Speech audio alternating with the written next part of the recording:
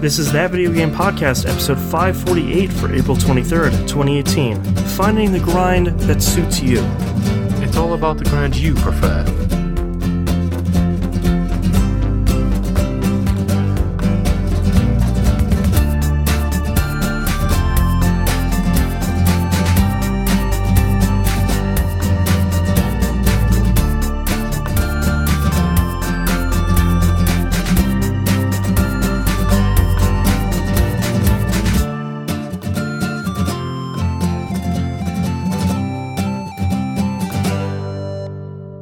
Welcome back to another episode of That Video Game Podcast. I'm your host, Boston. Joining me as always is Moonpier. Hello there. We recorded yesterday the recap episode for our latest episode of Game Club. That was for the Swapper. It'll be out about the same time that this is, so go ahead and check your feed. The randomly selected game at the end of last month's episode was Shovel Knight. Yep. So we're going to go play Shovel Knight. I know Shovel Knight Treasure Trove is out now, which has the first two pieces of DLC. Basically, how I talked about it on the show is the required reading is just the core Shovel Knight. If you want to, do some extra credit and play the two DLC parts, that's fine too. But the main focus of the episode is going to be just the vanilla core Shovel Knight. So go play Shovel Knight. It's really good. I look forward to playing it for the first time. Neither Moon or Musum have played it, so I'm very excited. And if you're a patron, I was about to remind you about this. Coming up this Friday is episode 2 of TVGP's Old Dog New Flicks. I won't spoil what episode is coming up, but it's a favorite of mine, and it's 100% a cult classic. So patreon.com/E1M1. The episode turned out really, really well for a really great movie. So you'll get access to episode 1, and you'll get access to episode 2 when it publishes on Friday. So go be a patron at the $5 level. It's well worth it. Episode turned out great. I was really pleased with how this one turned out. Yeah. It helps when we're doing a movie that one of us have seen. Yes. All right, and I think that's it. So let's get into what you've been playing, Moonpier. Well, we, like you just mentioned, I played so much the Swapper this week. Like I started this week hardcore Swappering. So yeah, go listen / watch the recap episode for that. Thoughts were had. I think that's probably the most mixed we've ever really been on a game. Like not strong feelings, but we all seem to take something different away from it. Yeah, and we all had different positives and negatives, too, which I don't think we often get. Yep. Other than that, I played not a whole bunch, but a fair bit of Far Cry 5. And this feels like Pimp Your Ride, except it's Pimp Your Far Cry, where it's like, yo dog, I heard you like Far Cry 4, so I put some Far Cry 3 in your Far Cry 4 to make Far Cry 5. Like, it's a Far Cry game. Right. I think I said it last week. Right now, it's a bunch of checkboxes for me, which is here's a mark on the radar. Or on the map. I'm just gonna go do it, which is very much how I'm approaching Far Cry 5. Because at this point, I've been kidnapped twice in the second area. So I've wiped out the first area. I've wiped out the leader of the first area. I've been kidnapped twice by the second area, and the second area is a whole lot less impressive than the first one so far. Oh, bummer. So I'm hoping that the drug-infused third area will help bring the game back around again, but as of right now, it's just a case of it's more Far Cry. Like, we'll see if the entire area, basically where you're stoned out your gourd, is gonna make up for it or not. But we'll see. And it's sort of a bummer because I get that impression from a lot of people that it's more Far Cry, which on the surface isn't bad, but it's sort of disappointing in two ways. One, we've had Assassin's Creed Origins, which sort of broke the mold for the Assassin's Creed series. Yep. And two, that sort of feels like what Ubisoft used to do, and I felt like they, after launching like two Assassin's Creed games in 2 years, and The Crew, and Far Cry 4, and Primal, like, they had 5 games in 2 years that were all, let's say, exactly the same. Yeah, let's say very Ubisoft games. Yeah, it felt very much like they sort of took the criticism on the chin at that point from everybody and said, okay, well, we're going to shake up the formula. And then they put out Far Cry 5, and it's just more Far Cry with no experience points in it. Yep. It's like, well, that's not what I'm really looking for. Yeah, and it's one of those things as well where, I mean, it's like you said, Origins came along and it was like, here's the other Assassin's Creed formula, and we're going to smash the mold, we're going to include the bits that you like, and we're going to redo a whole bunch of the extraneous stuff around the edges. Yeah, you're going to have your dots and you're going to have your stuff, but it's all going to have kind of a purpose. And there's going to be like 75% less of them. My big curiosity is, I think, is this a case of they had both in development at the same time, and they were hearing the feedback about Far Cry Primal specifically, being like, it's more of the same, who cares, and hearing the same feedback about Assassin's Creed, and they might have taken the approach of, one of these has to change and we'll see which one does better. Like, so let's maybe keep Far Cry as the same kind of game, and Assassin's Creed will revamp the whole thing, and let's see what people say. And as it turns out, they revamped Assassin's Creed and kept Far Cry the same, and people are saying, yo, the new AC is incredible, yo, the old Far Cry is still not great.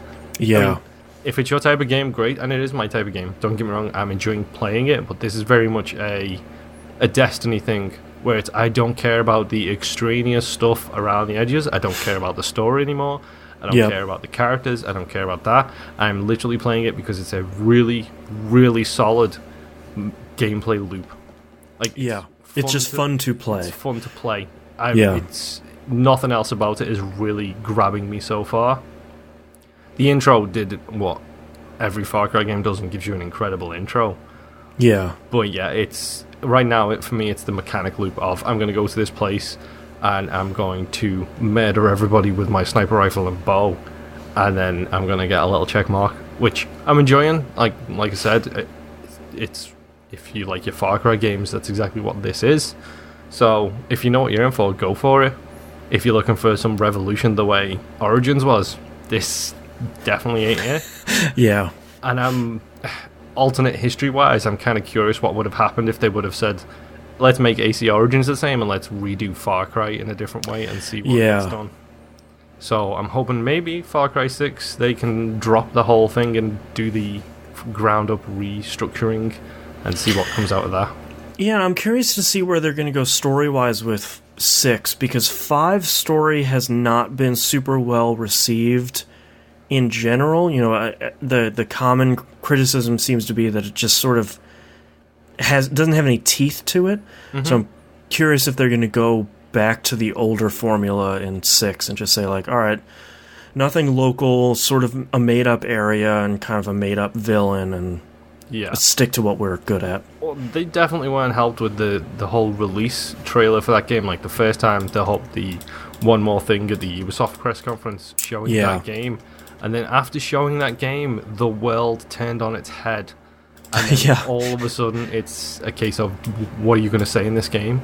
Look at the way the climate is these days. You know, are you going to talk about this in the story of a game? And they very quickly backed off from that. And they're like, no, this isn't a statement. This is just a piece of art. This is So, they probably got the really short end of the world is changing stick in that front. Yeah. I mean, it would have been just like The Division. Like, what would have happened if the dollar bill virus suddenly happened while they're in the middle of and they're over there like, oh no. It's unfortunate timing for them, but even so, without that whole thing, they still could have made statements. They still should have said something. They chose not to. That's fine. If they don't want to anger, I'm assuming a large portion of the market at least, Yeah. they're not going to make a statement. Nobody in a AAA development space is ever making statements, because that's how you get people to not buy your game. Yeah. And unfortunately, the world we live in is you need to have those sellers. But yes, Far Cry 5, still fun, mechanically speaking. Dead by Daylight. Oh, yeah. Yeah. So Dead by Daylight is really dumb fun. Like, really, really fun. That's pretty perfect. I cannot believe how much fun I'm having playing this game. It's the best thing about it, to be honest, is the rounds are short. It's not an hour-long investment. It's maybe a 20-minute investment, depending on the skill level of everybody involved. But it works out real nice because you just jump in. If you're playing by yourself, it's actually not too bad, because as soon as you escape or die, you can immediately jump back to the lobby system and join another game. You don't have to wait for your game to be perfect. over. Yeah, so, you don't have to spectate for another 30 minutes. Exactly. When I'm playing with my wife, I do spectate, because it's handy to be able to see what other randoms we are playing with are doing. Mm. Is the random we are playing with doing their job on generators? Let's find out. Cheat. For the record, we can't see what the killer does, so it's not 100% cheating. It's just like being in a party chat with people. Oh, that's smart. Yeah. Probably the most fun I have in this game, I'm not going to lie, is playing it with a bunch of wusses. Okay. Chickens like me. Yes. This would be the perfect game for you to play, because two of our friends get spooked real easily. So it just becomes a case of, okay, we're working on the generator. We're all in party chat, working on the generator, and then it's like, oh my god! And then they run away. You just woke up Louise. I'm sorry. Hey, what's going on? Yeah, did you really... I'm sorry, I didn't mean to scare you. So, yeah, it becomes screams and, the gibberish that people say when they're scared. And then quiet whimpering after that. Like, oh, he's around. Oh. Mm-hmm. And it's the great thing of the tension building with the heartbeat as well, being the killer's terror radius. Yeah. I hear a heartbeat. Oh no, it's getting bigger. Okay, it's going away. Oh no! Which... I did talk to some people, and let's say there was some criticism leveled in my direction for not knowing the difference between Michael Myers and Leatherface, which... Hey, man. They're all supervillains of the horror universe. You started a podcast to talk about the movies you've missed. You are not the horror movie, like Chuck over at No Cores and Bamfcast. That's the dude you talk to when you need to know stuff about horror movies. Yes. Not either one of us. Every single year that he does for that kind of reason. Mm-hmm. I don't know anything. I get Halloween and Friday the 13th confused. So, yeah, I ain't looking to be perfect on them. Yeah. But no, Dead by Daylight, it's so much fun. And I know T-Bone's got it now. T-Bone Rocks from the community. He's got it. My wife has it. We've got enough people to get a full lobby going, with including one of us being the killer. Nice. So I'm looking forward to that kind of moment. I think it might end up being the same rules of, if my wife and I are playing together, one of us cannot be the killer, because we can see the screen cheating. Screen. Yes. Yeah. I'm not saying either of us would do it, but it's better to take it out of the equation beforehand. Accidents happen. Exactly. Rather than beef later down the line. Right. And we are banned from playing competitively against each other for reasons. That's fair. Yes. We don't. Yeah. We don't talk about them. My wife and I don't play competitively either. We'd rather do co-op. I think, to be honest, I would love to play competitively against Jess. I would love to, but it's not worth it, man. It's not. For neither of us, it is worth it. Yeah. So we choose to not do competitive gaming, and then usually when it's suggested, we play one round. It's like, there's a reason we don't do this. Yeah. So we stop. That's fair. But yeah, Dead by Daylight, really, really fun. I'm quite enjoying that. And the last game I played this week, because today's been a very busy week. That tells you the kind of week I've had. The last game I played this week was Monster Hunter World. They finished their spring event. So the giant pig made of flowers is officially gone. Oh. Yeah.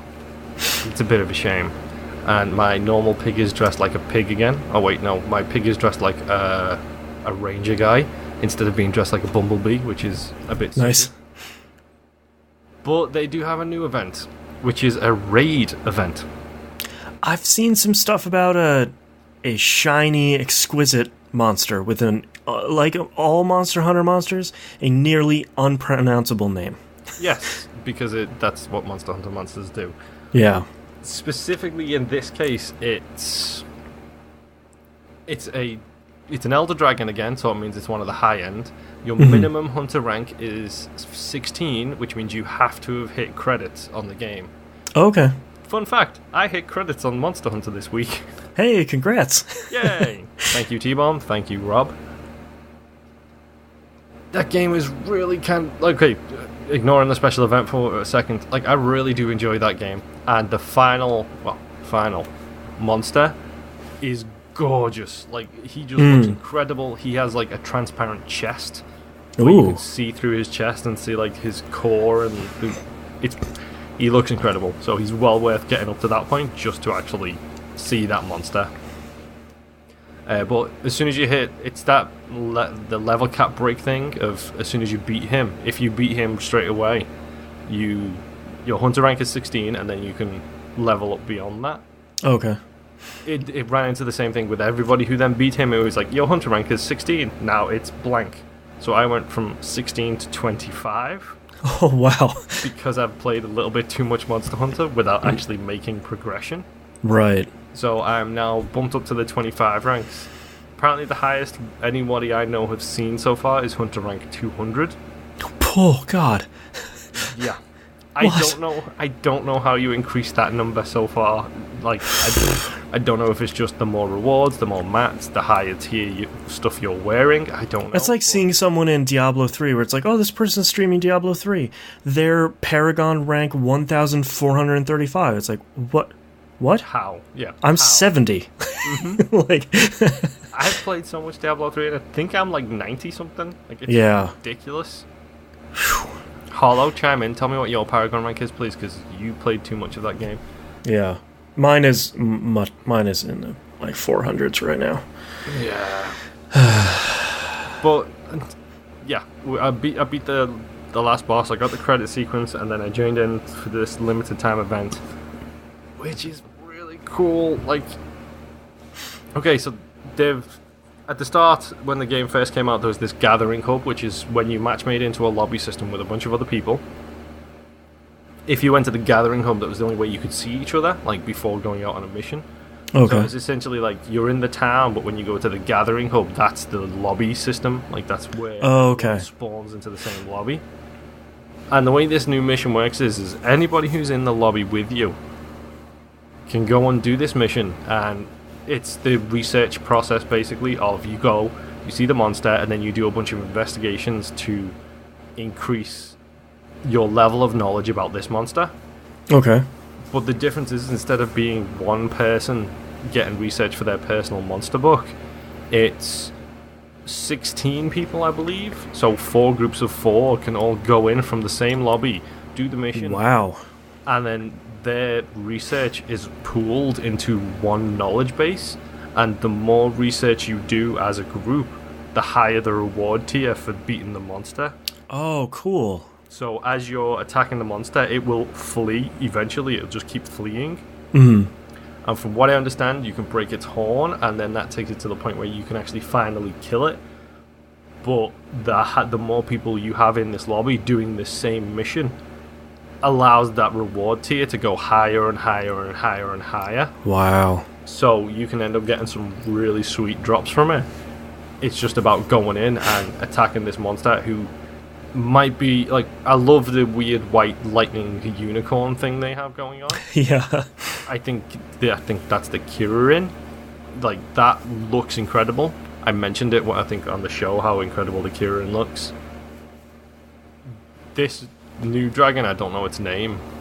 is incredible because it's a golden dragon, so it has golden plates all down its back, and if you attack it enough, it turns the gold molten, so then it becomes this molten gold red lava back that you have to take chunks out of, and then every time it drops stuff, you're just sitting there picking up all like little nuggets of gold and doing research into it, and at the same time fighting specific cat bug people who are all outfitted in gold because they're basically running beside it, claiming all of the gold poop for themselves, and then making costumes.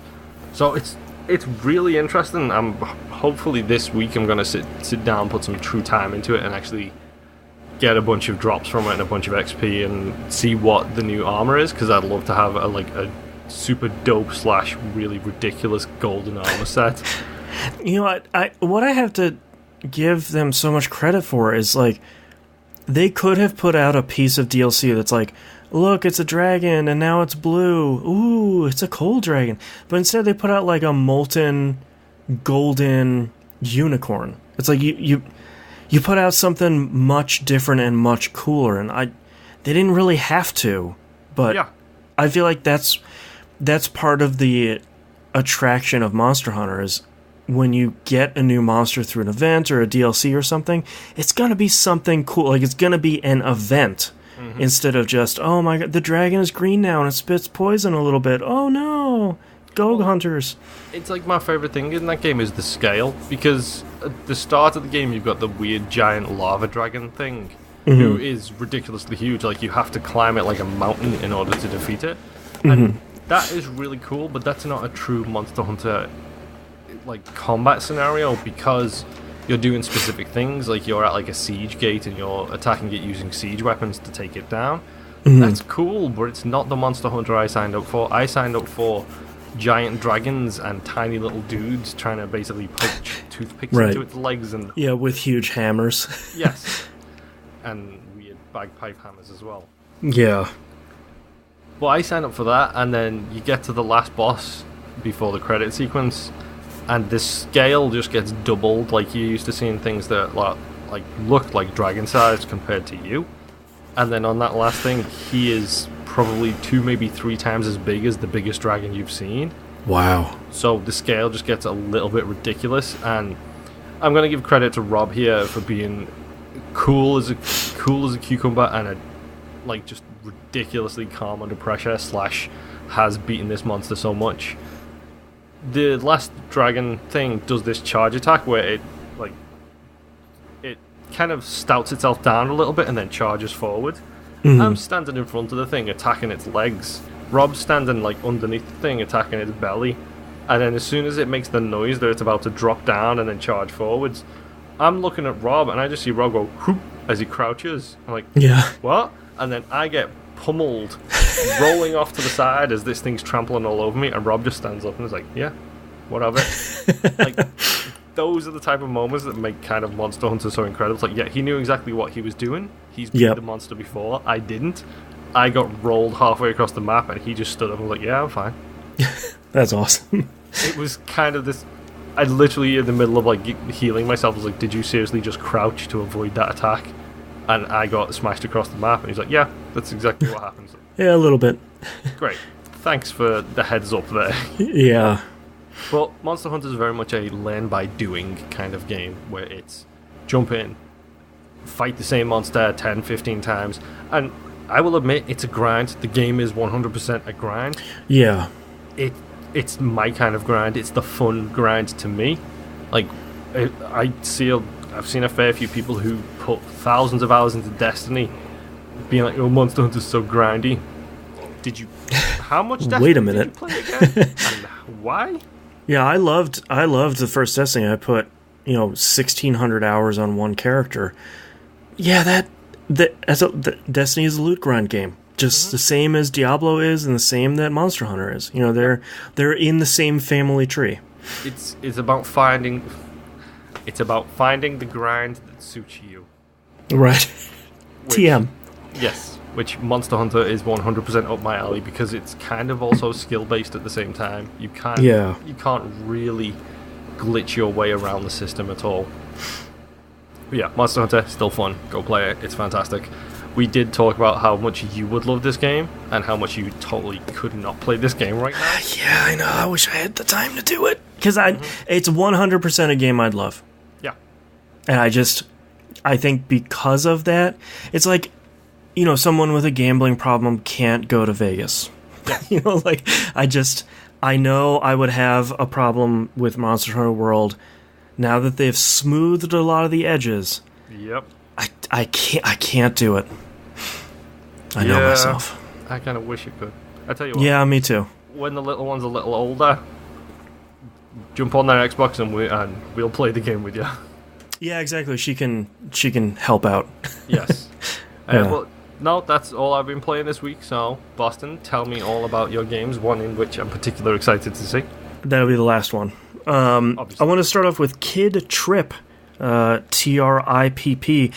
This was it's a Switch game. The key was provided by the developer Four Horses via Indie Gamer Chick on Twitter, which is not an account I had seen before, but she works with a bunch of publishers to give out keys to people that want to play cool games. So Kid Tripp looked cool, and I decided to get a key for it. This game is really interesting because it looks like a Master System game.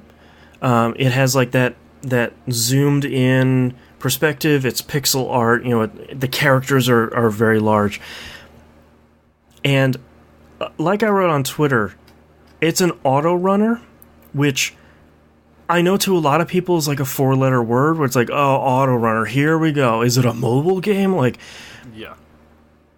But part of what I like about this game being an auto runner is it removes the jankiest part of the Switch, which is the D-pad. I was just going to say, is it the D-pad by any chance? Yeah, so like with an auto runner, you don't have to worry about you having to control your character like that. All you have to worry about is each level is fairly short, which is great because very quickly you need to have almost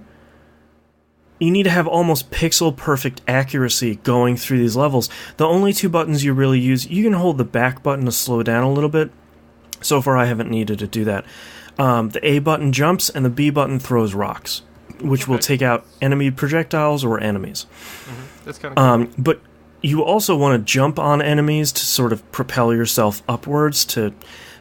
So part of what I like about it is the levels are short, but it feels so rewarding when you try like 10 times. I'm not very good at the game. You try like 10 times to get through a level, and you finally get it down where you're like, all right, I need to jump off this guy and, shoot a rock over here, and that'll take out that guy, and bounce, bounce, jump, jump. Like, it feels so good when you get it down, and then you get to the next level, and you're like, all right, well, this is another interesting level of fresh hell for me to beat, and then 10 minutes later, you beat that one, and it sounds like me playing Ollie Ollie. Yeah, it's a lot like Ollie Ollie. It's a lot of that, like, little bit of frustration throughout, like, pain points in the level until you beat it, and you're like, oh, I'm the best. I need to start a new level. I'm the worst. And I never really clicked with Ollie Ollie, and I really clicked with Kid Tripp.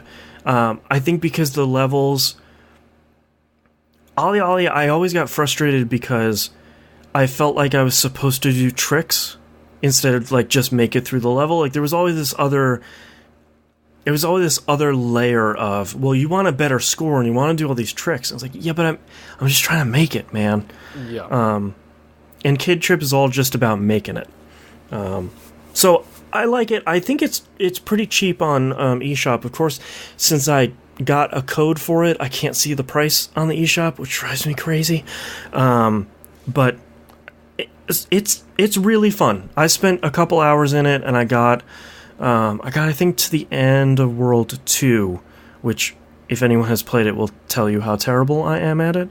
But so far, 2 thumbs up. I really enjoy some of these games on Switch where they're little games that I can just play, with while I'm up here. A podcast is compressing. I can just sit here and play something. Yeah. If you follow me on Twitter, I purchased this let's talk about programming a little bit. I promise it's game related. I bought this thing called Pico 8, and I sort of didn't realize entirely what it was based on the name. They call it a fantasy console. Okay. So it's inside of you fire up Pico 8 and it fires up a virtual machine on your computer, and included in it is everything you need to make games on Pico 8. So when you get to the main menu, you just hit escape and your code editor is right there. And you can write all your code inside of the thing that runs your code. Okay. So it's essentially a dev kit for itself. Yeah, but what's also really cool is it also includes an area to make sprites, area to make backgrounds, sound effects, and it has music. You can put music in there, and it has like a full 4-track sequencer for music. And then what's cool is once you're done editing all that, you hit escape, go back to the command prompt, type run, and your game runs. And if that doesn't work, hit escape again, you go back to your code. So it's really great to have it all in that one thing. And not only that, but cartridges for the Pico 8, when you export them, are saved as PNG files, images, that include everything in that PNG. So, like, all you need to do to load a Pico 8 cartridge into Pico 8 is run that image. Yeah. Thankfully, you can also export it as HTML. So if you just want to upload it to your own website or upload it to something that runs the thing, it's really cool. I've gone through a couple of tutorials. I have it on my GitHub. I'm Janston on GitHub. If you want the code for, I made a spaceship game where you just basically play like Junior Arkanoid. It's been kind of fun to context switch between some of the other stuff I'm doing and coding these dumb little games. And enterprise versus fun. Yeah, exactly. And one thing that I thought was really neat is if anyone has Pico 8 and they want to run my code, all the code that I have up on GitHub, like your code snippet for your game, at the bottom of it includes a whole bunch of gibberish that is your sprites, your sound effects, and your music. Oh, cool. So if you take that code base, you paste it in a Pico 8, and you hit run, you get exactly the thing that I'm running. So it's all really cool. Yeah, that sounds it. And it's 16 colors, and it's 128 pixels by 128. That's your maximum. So it's really nice to make... I have no experience in game dev, but I do have a programming background, so it's nice to have those limitations where you can't, like, I'm going to make Chrono Trigger 2! You know, it's like... you don't run into the mistake that the System Shock 2 guys ran into. Yeah, exactly, where it's like, I could make anything! I can make platformers and shooting games and, you know, small things that involve just enough code to kind of make me happy. Yeah. So Pico 8 is cool. And I don't know how much I'm gonna make with it, but it feels like something where it's like, I wonder if I could make a platformer and sort of sit down over a couple days and just make a dumb platformer. Yeah. I did play more Marvel Strike Force. I think I talked about this last week. It's the Marvel turn-based RPG. Yes. They put out a big patch this week. Was it a patch? Well, half of it is really good. Like, Thanos is now in the game and recruitable. Hold on, wait. Infinity War is coming out and Thanos is now in the game? I know, crazy. I'm sorry, who's the new character in Marvel Puzzle Quest again? Yeah. Bearded Cap, the cool one. Exactly. But he's locked behind raids, and Jive495 in the community created an alliance in the game for us, and we just don't have enough people to really do the raids yet, which isn't surprising because the game came out, I think, 3 weeks ago. So I was going to say that if a game's like that new and it's putting raids in, that kind of slaps to me of, please give us real money, please get stronger. No, it actually doesn't really feel like that. I feel like now that I've been playing this for 2 weeks, I It really doesn't feel like that because it feels very much like you can't get to the raids until your account level is 25, which is quite a while. They do a really great job of saying, all right, you've hit level 8, now you can do some of the quasi-PvP stuff. You hit level 10, you can start doing challenges every day. You know, like they start doling that stuff out like Star Wars Galaxy Heroes did really well, where it's like, all right, you gained another level, here's something cool now. So it's not just, you know, you welcome to the game, here's 400 things to do. Yep. The bad part of the patch is they made the campaign harder. Okay. And when I say harder, they doubled the health of every enemy. Was it too easy before? Yeah, but now it's way too hard. Like, and I get where they're coming from, because it felt like I started the game and I was just breezing through this thing with no real problem, and I didn't really need to level up my heroes that much because I was sort of just, here's another chapter down, alright, bang, bang, bang, you know, we're going through it. Yeah. But one of the interesting things they do is, at the start you have two campaigns, a heroes campaign and a villains campaign. You can only use heroes and heroes, villains and the villains. So Your Heroes had the same thing, light side. Yeah, that's right. So it's smart because they're pushing you to upgrade sort of all of your heroes' baseline at the same time. Yeah. Who was Galaxy Heroes made by? Honestly, I have no idea. I would check, but I don't have a phone that works with that game anymore. Star Wars Galaxy of Heroes. Correction, I don't have a phone that works with my account for that game anymore. Thank you. Yeah, I'm curious to... Developers was Capital Games. Okay. There's so many similarities between these two. This was made by Foxnet Games. Fox Next Games. There we go. Is this former Kojima Studios people? No, that'd be great. That's Fox Die Games. Okay. I think they swung a little bit too far on the other side, because I've gotten far enough in the Heroes and the Villains campaign to unlock the next set of campaigns with the Nexus, and I can't make it any progress in that at all. Yeah. So I know I sort of need to go back and farm some gear when I play, you know, a little bit every day.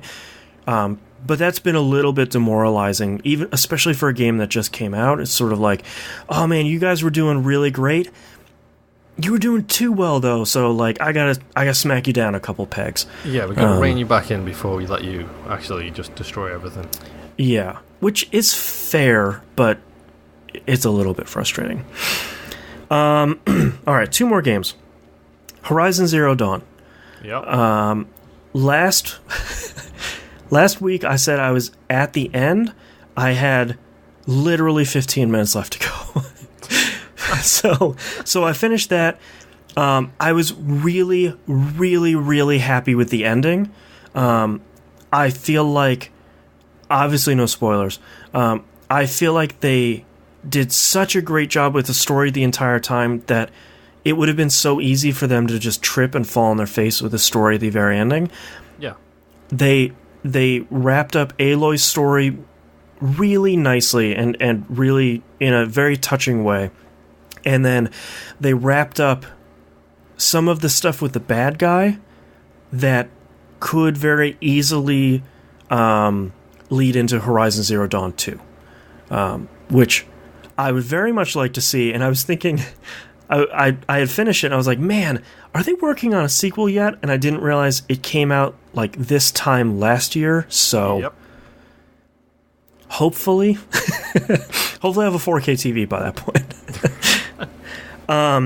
So I hopped right into Frozen Wilds, the DLC. Yeah. I saw I think it was you, like, literally on the title screen for that, where I'm assuming it pops up with Frozen Wilds as the area. I saw the screenshot you posted. Yep, where she's like in a cave and has the logo. Yeah. I liked this DLC a lot. One of the first things you do in the game is you go and you, or in the DLC, you go, it shows you where the Tall Neck is, the, you know, Assassin's Creed tower. Sorry, I just love that name. The tall neck. The tall neck. And what's great is it's tall and has a really long neck. It's like, okay, well, yeah, sure. It shows you where it is, and unlike all of the ones in the main game, the whole MO of the DLC is sort of like, we're going to change everything you did a lot of in the main game. Yeah. In sort of a positive way. So when you get there, instead of it walking circles around the map and you just have to find the right point to hop up onto it, it's actually dead, and you have to rebuild and reactivate it, and then go find the spot to hop onto it, and then override it to get the map. Interesting. Yeah, it's like a little tweak where it's like, all right, you sort of made a puzzle out of this thing I did 7 times in the base game, so it's kind of fun that's a little different. You get all new weapons. I won't talk about the non-bow weapons because they're a little bit inside baseball, but all the new bows you get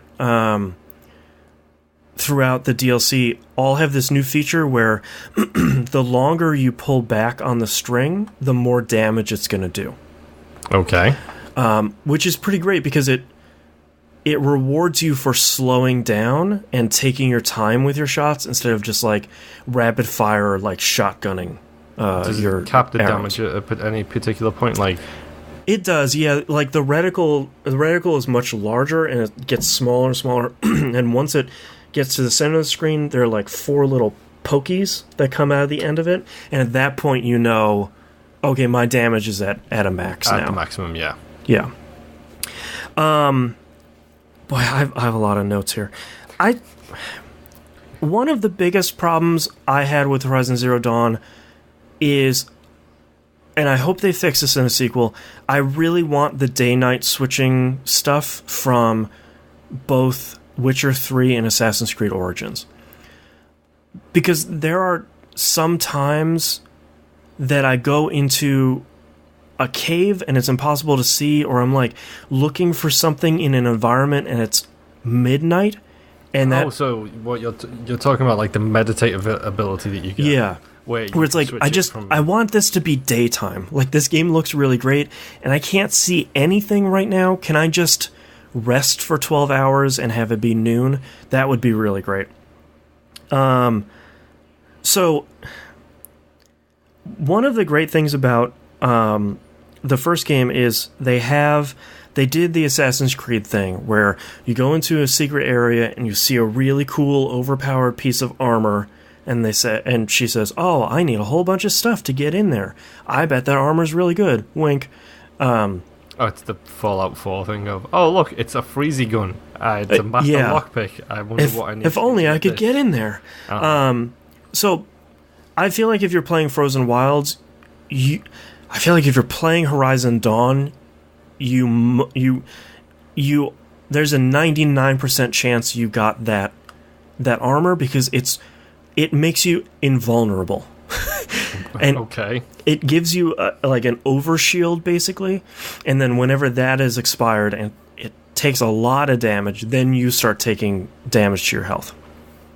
So it doesn't make things trivial, but it makes a lot of stuff way easier. Yeah. What I like is, if you had it going to the DLC, it'd just be a cakewalk. We're like, hey, look at all these enemies. Pew, pew, pew, pew. You know, everything's dead, yeah. But they have these override towers in certain areas that disable that shield on that armor until you take them out. Okay, so it's like a white noise generator specifically designed for your shield. Yeah, and it's really smart because it's like, well, otherwise I'd be like Billy the Kid, just like running through nonstop and just not stopping and shooting stuff like I'm in a Matrix movie. But all of that stuff is really great. That was probably the first half of the DLC. The second half of the DLC has some problems. Oh. So there's a point in the middle where, minor spoilers, Aloy goes up to the frozen north, and you need to get to an area because you found out that there's what they're calling a daemon, which is really great because that's what Linux processes are called, and it's spelled the same. Daemon? Yeah. Daemon. Yeah. And what's great is, like, they have all these terms for stuff that they've seen on, like, some old technology, and they just use it without knowing what it really means. Yeah. Halfway through, you eventually sort of throw up your hands and say, like, screw it, look, I really have to get to that place. Apparently, the only way you can lift the restriction on going to that place is if you're the chieftain. So I'm going to challenge the chieftain, and I'm going to become chieftain. Which is fine. But then you have to go challenge him, and it flips the game on its head, where the majority of that game is very slow, sort of stealthy, you want to take your time. This is, of course, a race where you're killing stuff in between points of the race, where it's like, go down there, kill 5 of these things, come back here, release this thing, go on to the next thing. It's totally the opposite from everything else that Horizon did really well. I don't think it takes the choice of play style away from you. It makes you play in a specific way. And I don't think it's inherently bad. I don't think that sequence, I don't think the DLC is bad. It's just the opposite of what I liked in Horizon Zero Dawn. Yeah. And then at the end of that, you have to fight. They have a bunch of new enemies in the DLC, which is really nice. One of them is basically a grizzly bear. And it is ridiculously, insanely difficult the first time you run into one. And it's like a big, major boss battle. At the end of this challenge, you have to fight 3 of them at the same time. And that's where I had to shift the difficulty down from normal to story, which is basically like you're kind of one-shotting everything. It's the baby mode. Yeah. Which I really like developers calling it story instead of like very easy or like don't hurt me, daddy. Yeah, it takes the negative connotations away from it. Yeah, which is... I was really enjoying it up until that point, and there were a couple instances where I tried to put it back on a normal, but for some reason I felt like I wasn't doing any damage to all of these new enemies, which was really frustrating because the base game was challenging on normal, but never felt like I was just... like shooting BBs at like a brick wall. Like I felt completely ineffective. And once I moved it down to the lowest difficulty, I had a lot of fun. I finished the DLC. The story was really great. It takes place before you go do the final battle. And it tied into the main story really nicely without sort of doing anything dumb. Yeah. And I think I knocked it out in about less than 10 hours, which is pretty alright. I'm assuming that's the game as a whole, including DLC, not just the DLC. No, just the DLC was less than 10 hours. Okay. Yeah, the game itself was like 20, 25, I think it was. That's not too bad. It's a pretty meaty thing. So, and that was 10 hours getting 100%. So like collecting all the collectibles, doing all the challenges, all that stuff.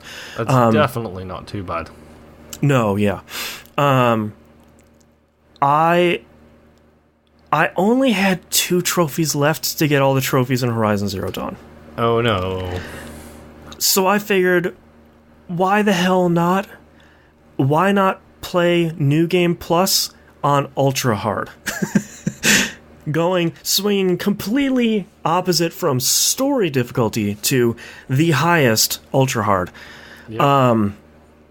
And out of curiosity, is that the 2 trophies you had left was one beat it on Ultra Hard and the other one beat New Game Plus?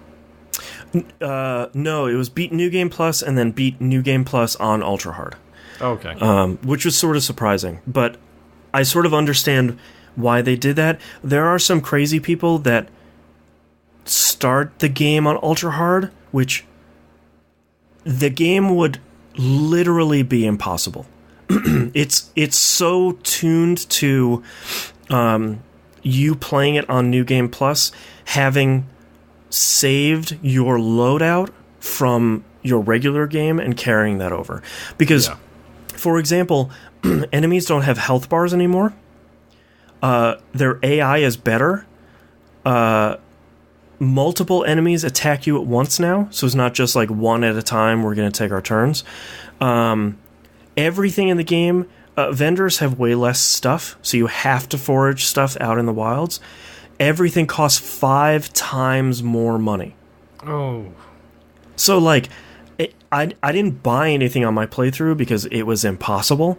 But I sort of had fun doing essentially a speed run because the game drops you after the tutorial. So it's basically once Aloy is all grown up, and you kind of hit the ground running very literally, because if the game doesn't tell you kill everything in this room to continue, you're running past it.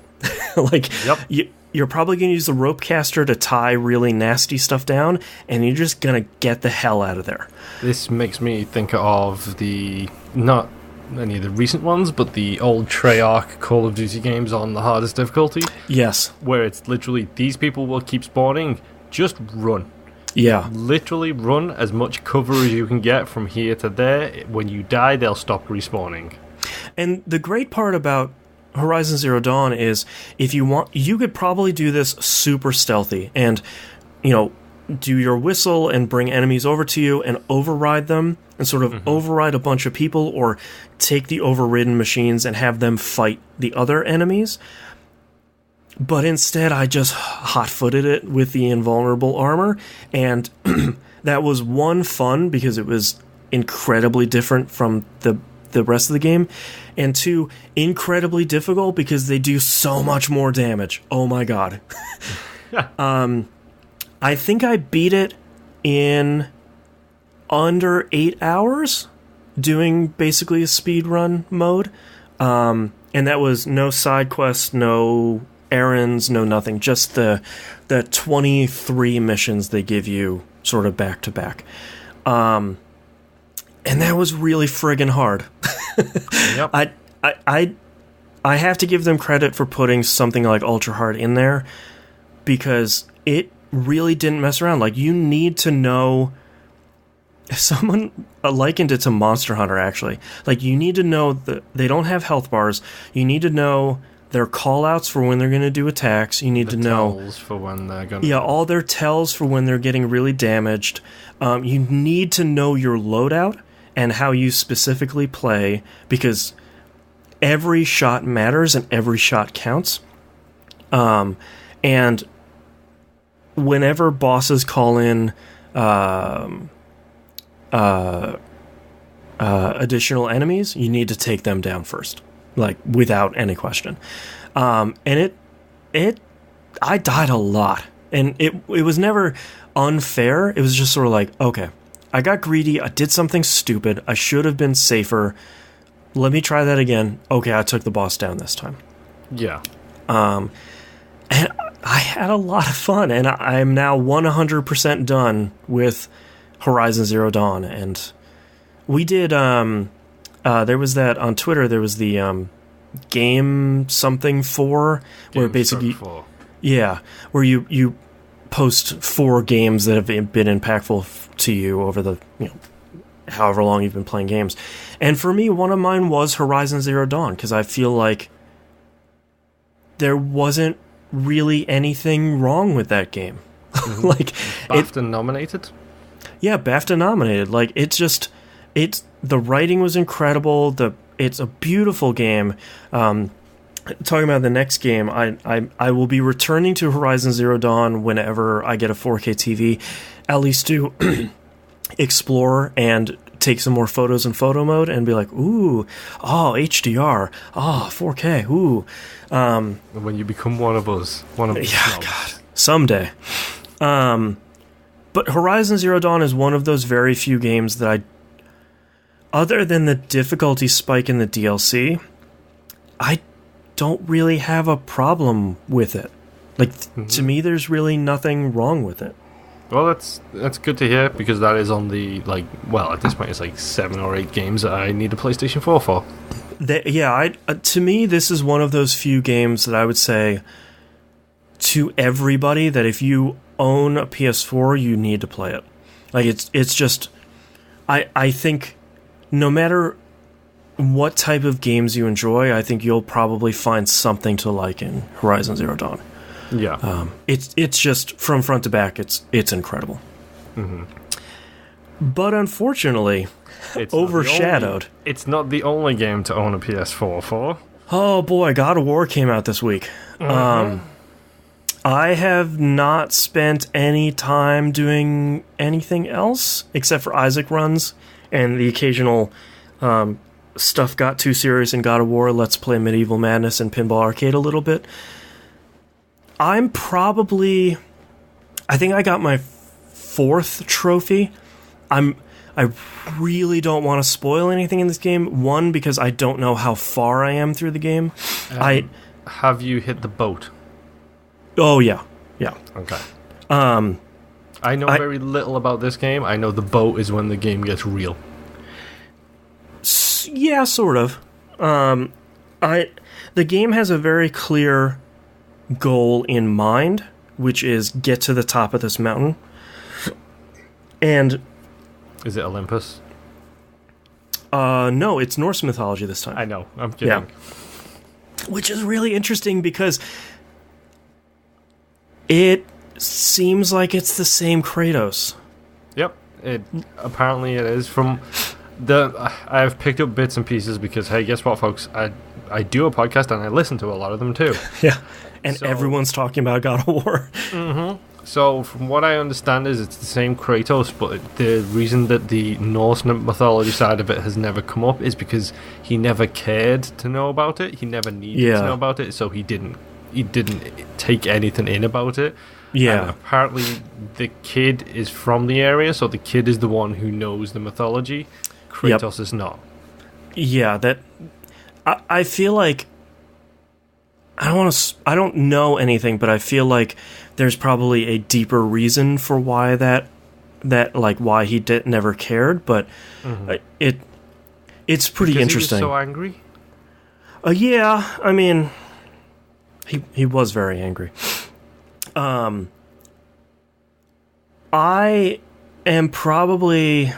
less than 10 hours in, and I feel like I've seen a fraction of the game, mostly because every time I get to a new area, there's always cool little puzzles to see, or you'll talk to somebody and you'll get a mission to, so start at the beginning.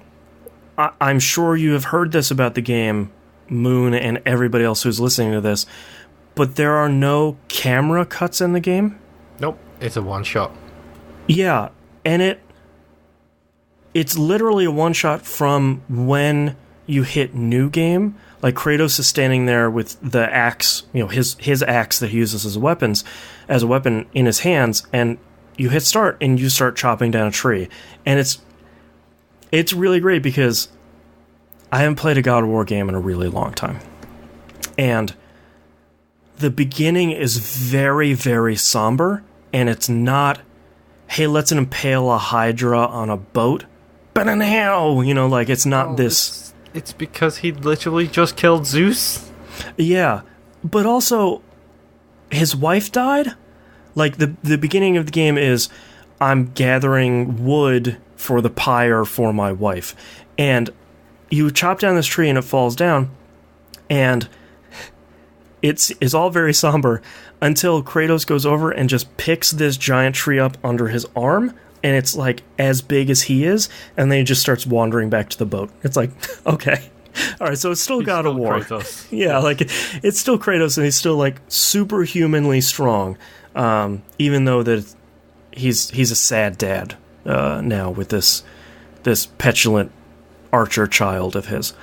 I really like that the game immediately breaks away from the previous God of War games by having this very sad, very down, very quiet intro that's more about, what are we going to do now as a family from between two people that don't know and don't like each other. Like, Kratos and Atreus don't like each other because... Is that the kid? Yeah, that's the kid, sorry.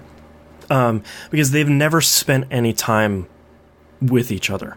Atreus keeps saying that Kratos has always been gone. Every time he comes back, he's kind of a D.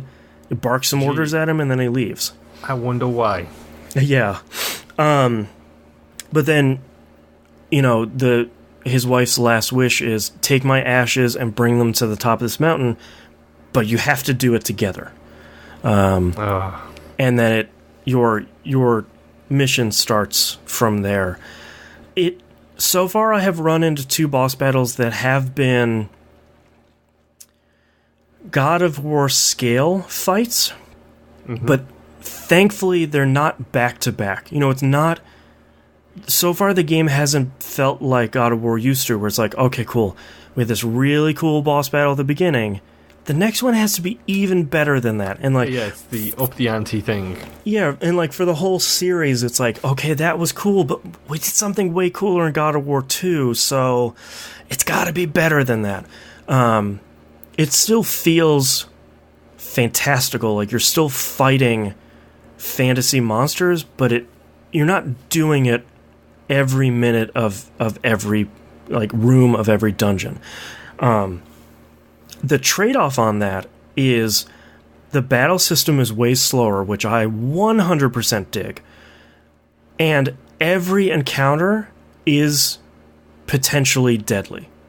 Even if you're fighting against 1 or 2 enemies, it's not like regular fodder enemies from previous God of War, where it's like, all right, square, square, square, triangle, they're dead. Square, square, square, triangle, oh no, they're all dead too.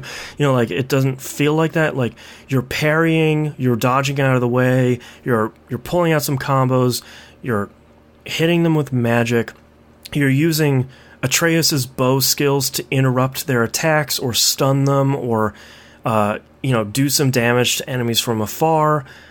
You're doing Doom style push R3 and rip enemies apart things, which is really great. I've heard they can be a little long. Yeah, I tend not to do them all that much, I think, because of the length. I don't feel like they're unnecessarily long. They're not like Doom, where it's just punch, and now it's just they're 400 pieces. Yeah, the best part of Doom, by the way, is there is a relic you can get in the game, which increases the speed of them 200 to 300%. Oh, great. It literally just becomes so You just flick them with a finger and they just... Yeah. You're right where... you get through the intro, and the first time you get to the boat on the lake, the game turns from a linear experience to something. I know people are going to call it open world, and that's the wrong term for this. It's more like an open adventure game, sort of like the second Tomb Raider reboot was, where more of a choose your own adventure rather than an open world. Yeah. To me, open world means you've got the map and you've got 500 icons and the world is super huge. And these are they're smaller, more curated areas that have maybe one dungeon and a bunch of chests open, or when you get to that first area, you run into a ghost and he says, hey man, can you just help my other ghost friends? And it puts 4 icons on your map, and those are all go sail over there, talk to this ghost, kill a bunch of people, and then they disappear. They're all smaller dungeons or smaller quests, which I really appreciate, because I'm having a lot of fun going into a new area and seeing all these environmental puzzles where it's okay, cool, I have a chest that I need to destroy 3 runes for. They are in this room somewhere. I just need to find them and destroy them. Yeah. And all of that stuff feels really worthwhile, and all that stuff feels really fun. My only negative about this game so far is the smallest, most minor thing is that the boat is really hard to control. But you're in it for 30 seconds at a time, and then everything else in the game has been polished to such perfection. The voice acting is perfect. Bear McCreary did the soundtrack for this. It's really great, and it's really understated. Most of the game doesn't have a lot of music in it at all, which is really great. I really like the story so far. I really like that it is this more intimate story between Kratos and Atreus, sort of learning how to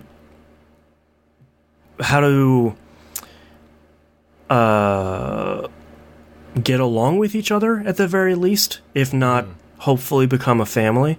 I think the one thing that I was worried about with God of War was it seems like Atreus would be really annoying from a gameplay perspective. I've heard nothing but good things about the kid. They do such a great job where, like, if you jump over like a chasm, he jumps over as well. Like, you don't have to turn around and say, like, okay, come on over.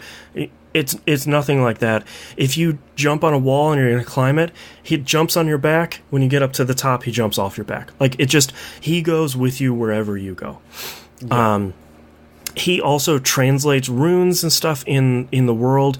Kratos can't write in the language that's prevalent in the world. So whenever there's something that needs to be written, Atreus does it.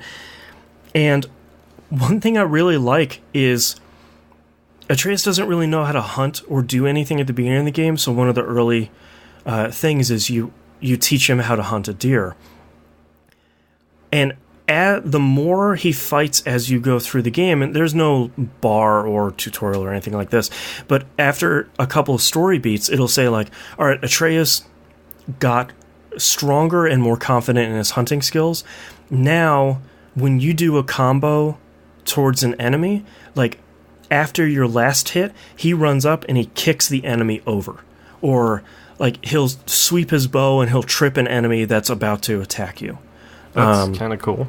You can hit the square button and he'll shoot bow arrows at an enemy. You can stun them. So, like, you can do some really cool combo stuff with him that just happens, but you never really have to worry about him too much. Yeah. And he's a benefit, which is really great. The big thing I've heard is something you might want to look into is the journal you have, the book you have. Yep. That Atreus, or whatever his name is pulling out. Go and read that, because it's all written from his perspective. Oh, I read every bit of it.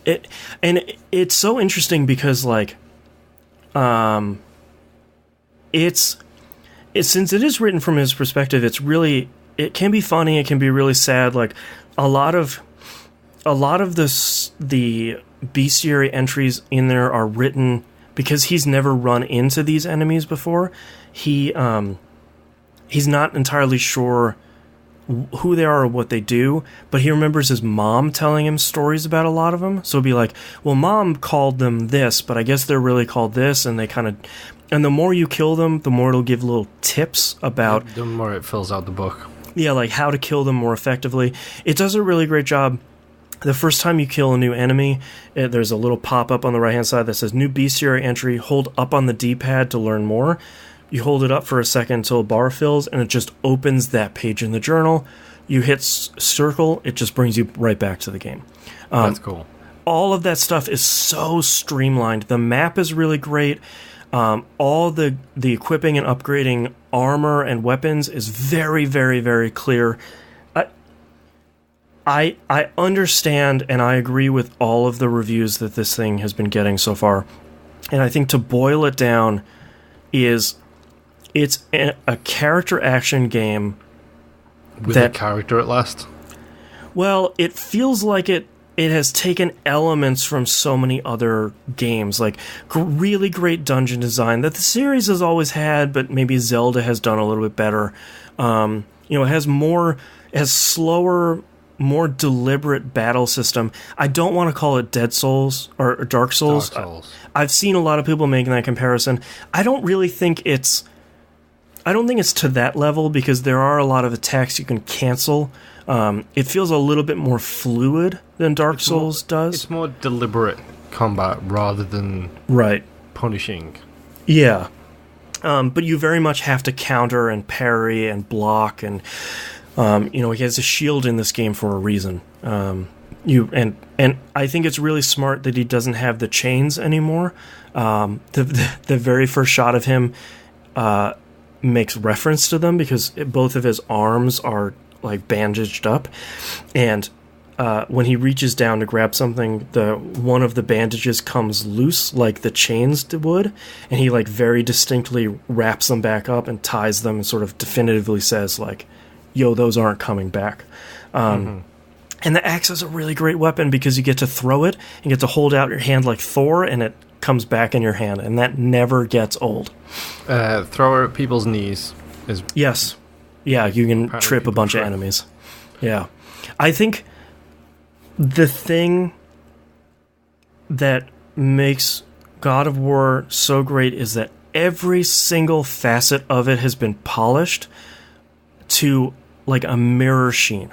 I haven't run into any bugs, nothing weird, and everything is just, it plays correctly. If I die in a battle, it's because I did something dumb, or I wasn't looking in the on-screen indications, or I got ganged up by a bunch of enemies when I shouldn't have been doing what I was doing, and I got punished, and that's on me. And it's even little stuff like everything you can climb onto has this little rune on it that is basically saying, yo, you can climb on this thing. There's no, mistaking it. There's no, jumping up to a cliff and being like, wait, where can I grab onto this thing? None of that. It's all like perfectly executed throughout the entire thing. And I just want to keep playing more of it forever. That's literally all I've heard people say is, let's talk about God of War. Can we stop now so I can go play more God of War? Yeah, and I think the game's intro, I think what people are saying was when you get to the Lake of the Nine with the boat, is I feel like that's when the game, narratively and gameplay-wise, introduces enough stuff for you that you're kind of hooked at that point. I think everything up until then is maybe an hour or two, so it's not like 50 hours. It's not Final Fantasy 13. Oh, it gets really good 50 hours in. It's sort of like you have a quiet intro and then stuff gets really serious, and it just kind of keeps getting better and better and better from there on. Before this, I fought my first really, really, really big boss battle, which felt very much like a God of War battle, but in way more interesting ways other than just go up to him and do your combo until he's dead. So it's really incredible, and it has surprised me at every turn. I think the game is way bigger than I had any idea, and I certainly don't want to spoil why, because I had no idea that stuff was in there. I like the inclusion of the Norse mythology. It's nice to see them deal with it. It's like Assassin's Creed, where it's like, okay, cool, I get to learn something more about... I've always liked Norse mythology. It's always been really great. And to get more cool stuff in there is great. It's all great. Yeah. This is a really great game. And I think when you get to the point where I am at in the game, it's sort of like, yeah, this seems like the game to beat in 2018. That's what I'm hearing. Let's not forget Spider-Man comes out this year. Yeah, I'm not as interested in Spider-Man as I probably should be, but I feel like the same thing that happened with God of War is going to happen with Spider-Man, where it's like, I don't really care about it. Ooh, 10 out of 10 from everyone. Okay, I guess I'll pre-order Spider-Man. It is an Insomniac game, and I love their games, so I know that there's going to be some level of it being a quality game, but God of War is just really great. To me, it's one of, like Horizon Zero Dawn, like it has to be on your list of games. I'm going to pick up a PS4, and here are the short list of games I have to play before I play anything else. Yep. And I won't talk more about it because I am genuinely worried about spoiling something that is potentially bigger later or something that someone doesn't know about, but so far I don't have anything to complain about other than, the dumb boat controls a little bit weird, but who really cares at the end of the day? That is very much good news. Yeah. But that's all I played this week, and we've been recording for a while, so let's take a break.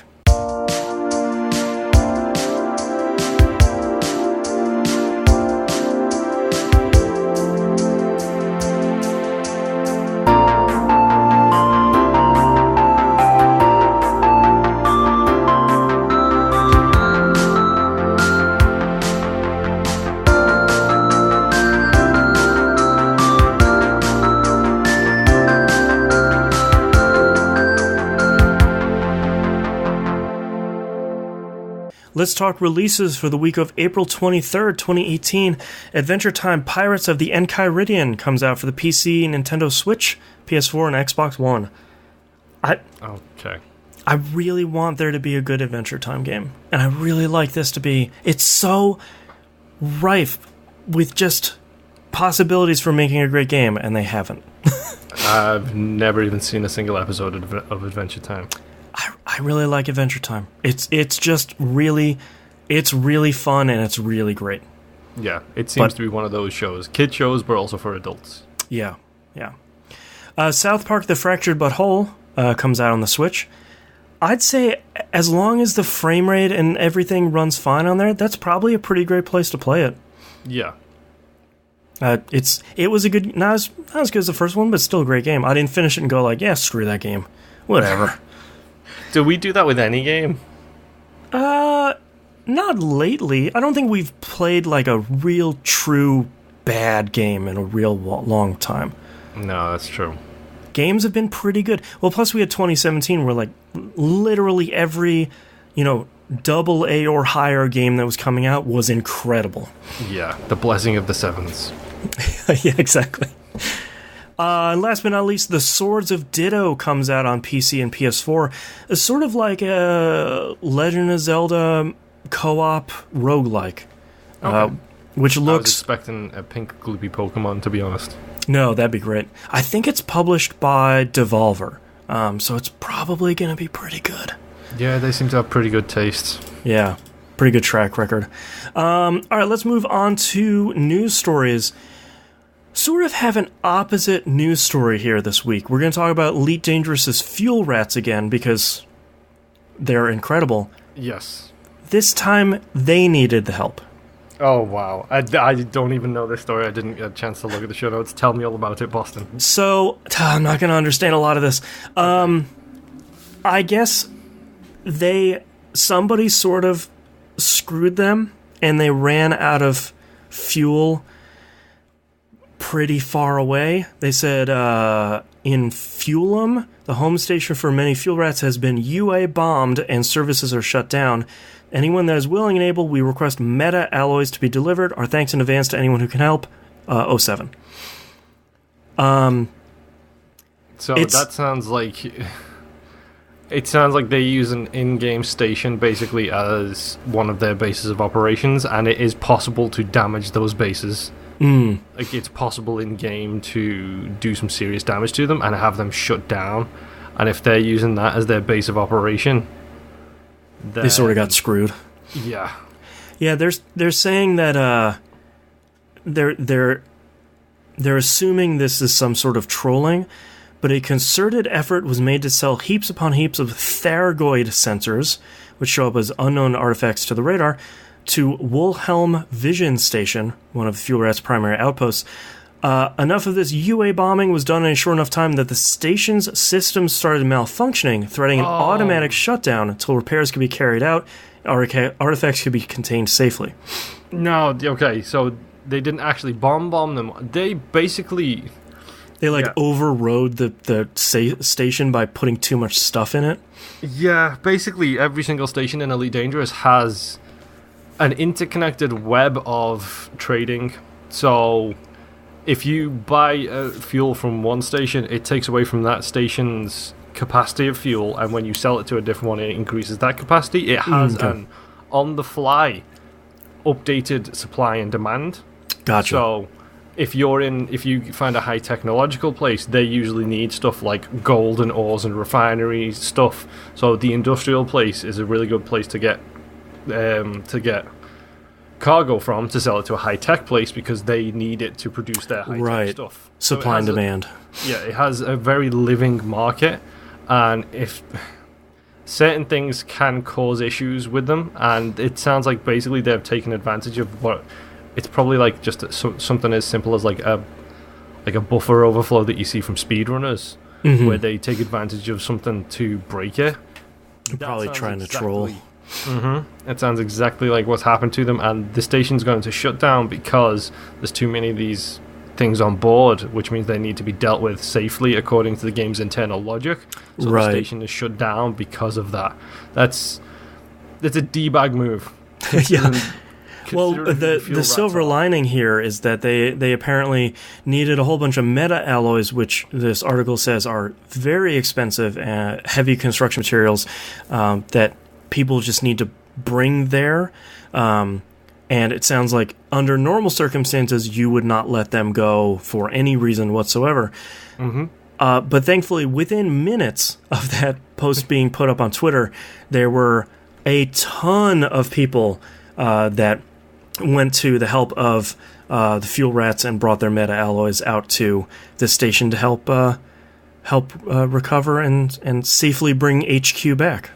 That tells you the goodwill of the fuel rats. Like, yeah, people might not be members, but people have goodwill for them if they're willing to do that. The helpers need help. Let's do it. Within minutes as well is the best part of that. It's like, oh, they have made a lasting impression with a lot of people.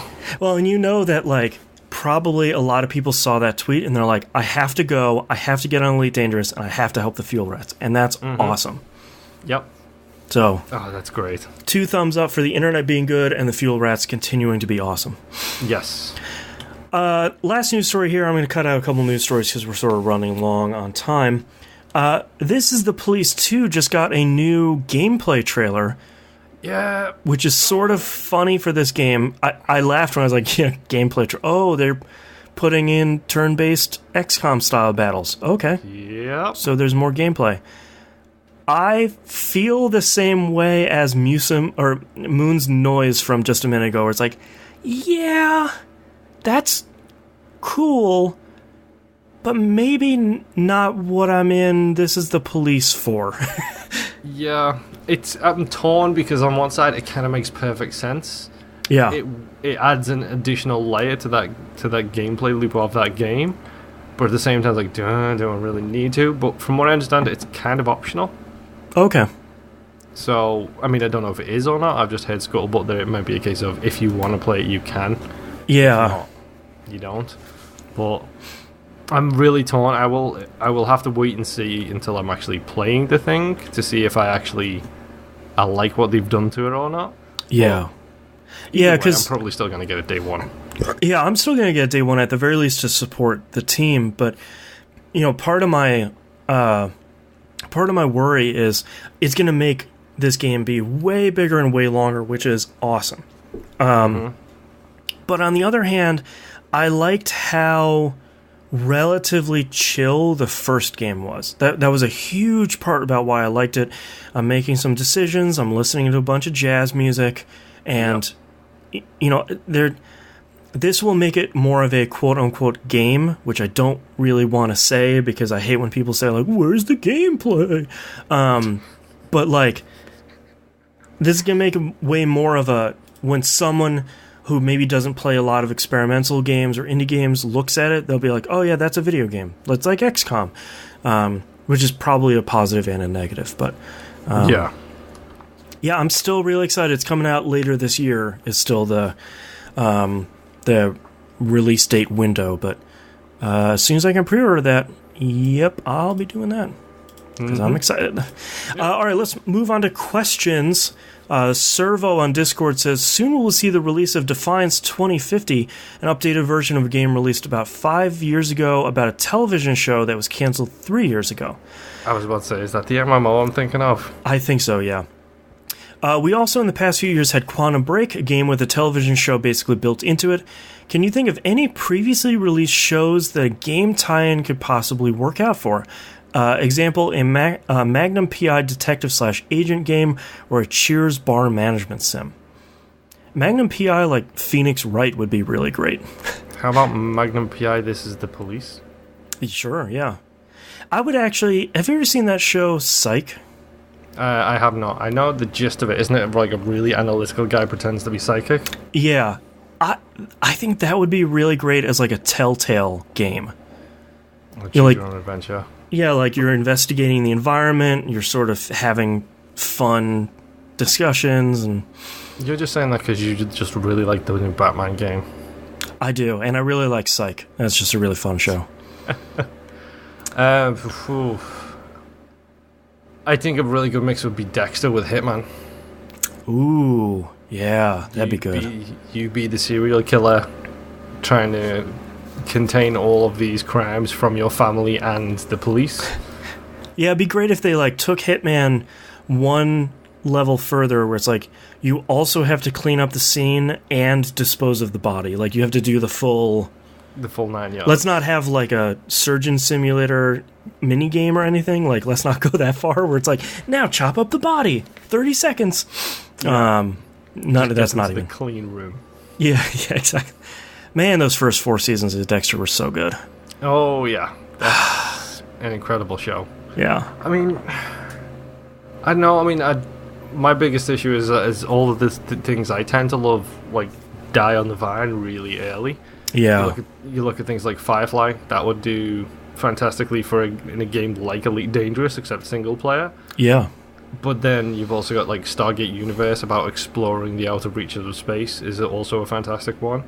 Yeah. Space Above and Beyond, another great sci-fi show with aliens in it. I mean, someone could make a good Star Trek game. That would be a nice change of pace. Isn't that what the MMO is supposed to be?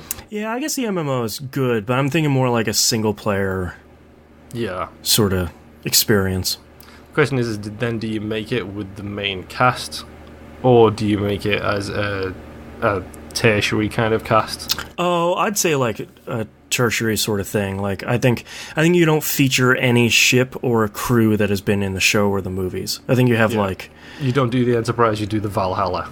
Yeah, exactly. That could be pretty cool. I'm trying to think now of other stuff. I mean, what other show do someone could make a good Adventure Time? Basically, what's so crazy about Adventure Time is basically you just make a Zelda game out of Adventure Time and you make a really great game. That's it. Yeah. That's all you need to do. Oh, no. Okay.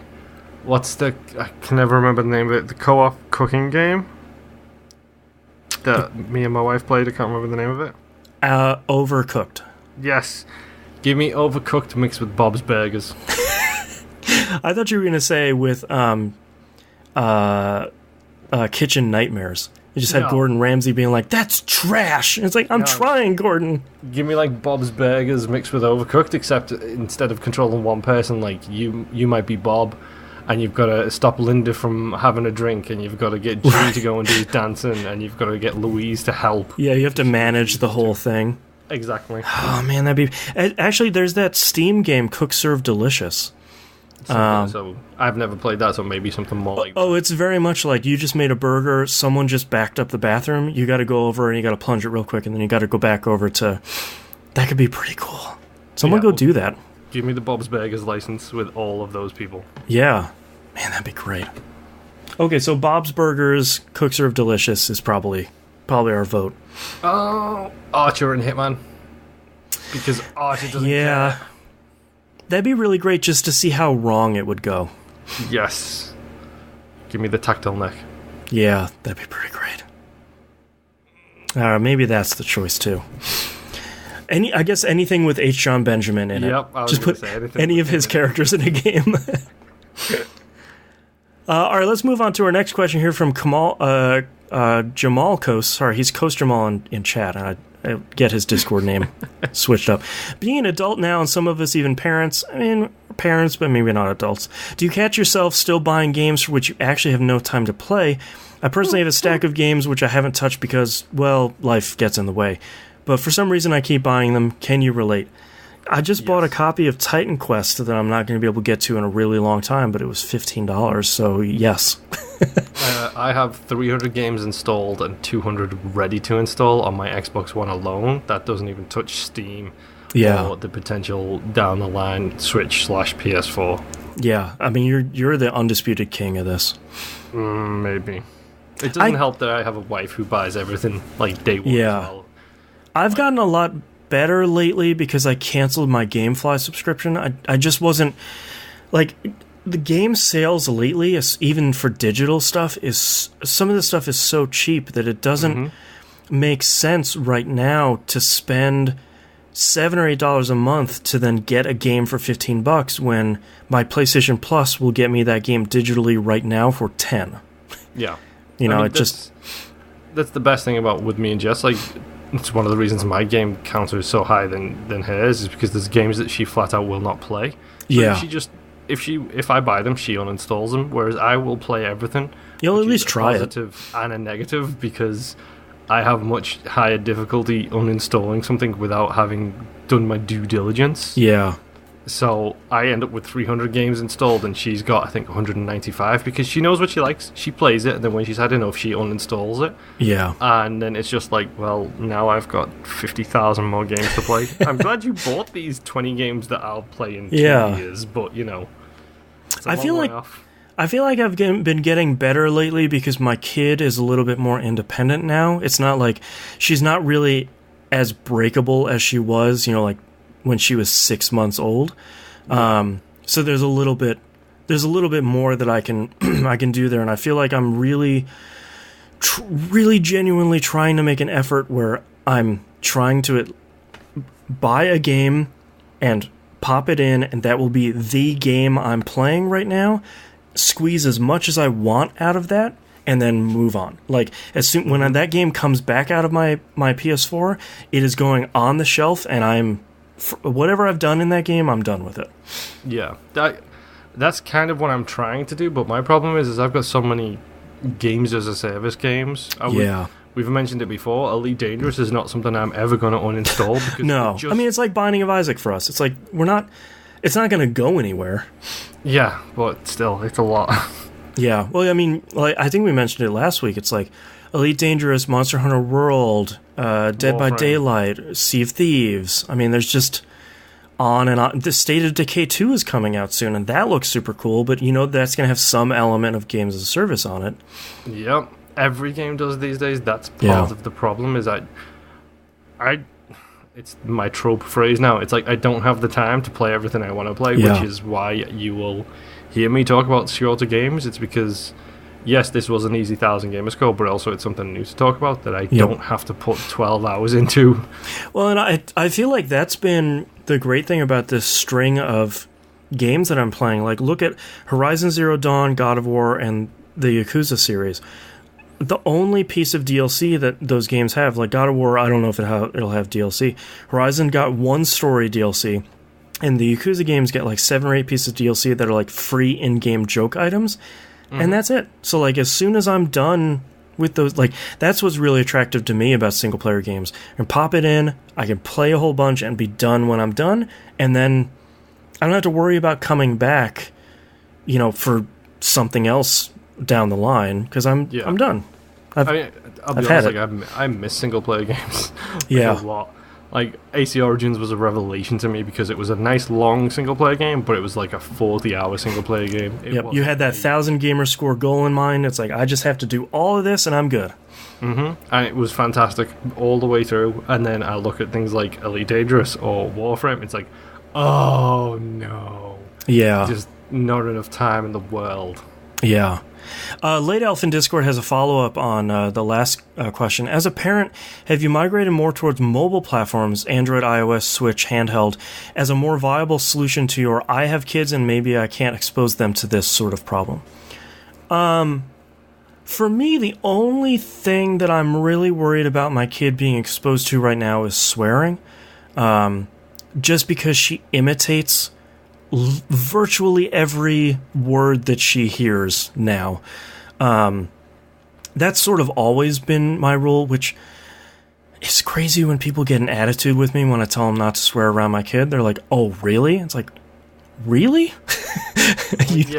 You can't lock it down for a hot 10 minutes? Like, let's... Anywho. But other than that, like, she doesn't really notice a lot of the rest of the stuff. So like playing God of War in front of her, I'm not too worried about that right now, because usually she's watching Moana anyway, and when she's watching something like that, it's just like this stare in the screen, like, oh, the colors, the singing. So something like God of War, where I'm just a large dude that has ashes rubbed all over him, so slowly moving through a dead forest. Not as exciting. Yeah. For me, it's a case of when I need to be very careful playing Monster Hunter World, because my children just are obsessed with the palicos. Yes. because they get so distracted by them. And the eldest of the two, Sherlock, he is particularly attracted to The Binding of Isaac because he likes the way balls move on the screen. Ah, yeah. So, for those, if you haven't seen it, you should go see the video my wife posted of Sherlock being atrocious while I'm trying to do my daily on Isaac. Yep. Just hunting it down. Mm-hmm. Yeah. Spoilers for anybody who's not familiar. I don't have kids, so not a question relevant to me. I do have 2 cats. Yeah. My daughter actually the other day, when I fired up Pinball Arcade, I had it on screen where I was like ready to hit X to start Medieval Madness, and she was up there smacking the TV trying to hit the X button on it. And I was like, oh man. I told my wife I was sort of missing CRT TVs because with these TVs, like they have no idea of strength, so she could just like put her fist through a TV. I really miss CRT TVs where it's like you can just beat the hell out of that thing, like do whatever you want. I think it sounds like it's almost time for you to get a PS4 controller and just take the batteries out of that thing.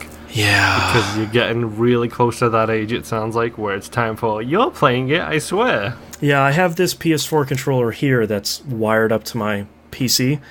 Sounds like I don't think it's synced to any controller console right now. That might be the good one.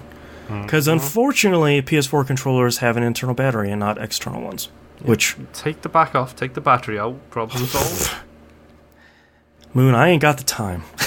I need to. My wife bought a used keyboard at work, and the more I use it, the more like this block of keys is sort of not bouncing back as quickly. So I just need to like take the keyboard out and see what's going on. I don't know when the hell I'm going to do that. Those screws in the laptops are like a millimeter long. My kid's just going to eat one of them. It'd be a quick transition. You don't have to worry about it. It's a tiny little thing. Yeah, I just, in one and out the other. Yep. Yeah. All right, that's all of our questions this week. Thank you so much, everyone, for writing in, and that's our episode. We're going to end on my kid eating screws. If you'd like to visit us, you can do so at tvgp.tv. All the links are on the right-hand side of the page, including the link to the Discord server. Don't forget, this upcoming Game Club game is Shovel Knight. Go play it. It's really great. Follow us on all the live stream services, especially YouTube and Twitch. Subscribe there. It will let you know when we go live. Patreon, as I said, the new episode of Old Dog New Flicks comes out this Friday, the 27th, episode 2. If you join now, you'll already have access to episode 1. And you'll get access to episode 2. Thank you very much, Moonpier, for reminding me that I should tag stuff going forward. So I'm going to do that with a bunch of these shows. So since, as Moon said, the Patreon UI is hot garbage. Yep. Yes, I will. I will endeavor to tag all that stuff so you can actually find the episodes you're looking for. I think that's it. So thank you very much, everyone, for listening, and we'll see you all next week. Bye-bye.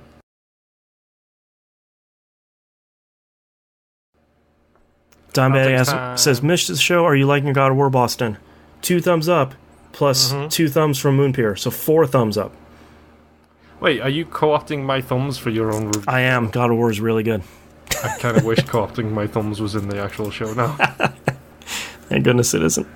All right, I have a bunch of titles. I think you probably do too. So let's start with you. Yep, I got a couple. Let's do the old Can Moon understand his own handwriting test. Aha. Chickens like me. I don't need this, man. Which I just love the way you said that. I was like, I don't need this right now, man. I don't need this, man. Finding the grind that suits you. Mm-hmm. I'm not sure if that's a veto or not. No, I don't think that's it's too good to veto. Okay. Enterprise versus fun. It's tall and it's got a very long neck. Yeah. Where's the gameplay? Give me the tactile neck. And my kid eating screws. Oh, man. I'm writing down, it's tall and has a very long neck. That one's good. I have Pimp Your Far Cry. Drug-infused bird area. Cheat. Because I like that when you were talking about screen sharing, like cheat.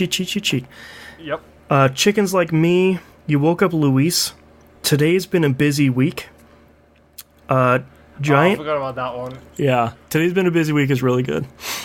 Don Bay asks, are you playing it on hard? Because I am, boy, oh boy. Hell no. I'm playing it on normal. I just got through ultra hard on Horizon. Giant dragons and tiny dudes, and finding the grind that suits you, which I sort of feel like has to be the title. It has to be, really, doesn't it? I'm going to circle it. I gotta say, one of the few weeks where all of these are winners. Yeah. I'm having a good week. Today was a good week. Yes, today was a good week. My favorite Dr. Dre song. Today was a good week. Yeah. Alright, starting in 3, 2, 1. This is That Video Game Podcast, episode 548 for April 23rd, 2018. Finding the grind that suits you. It's all about the grind you prefer. Would you like to know more? Yes, I would. Alright, thank you so much, everyone, for watching. We really appreciate it. Ton of you peeps hanging out with us again this week. I hope to see you all, every one of you, next week. Bye! Bye-bye, folks. And we're done recording.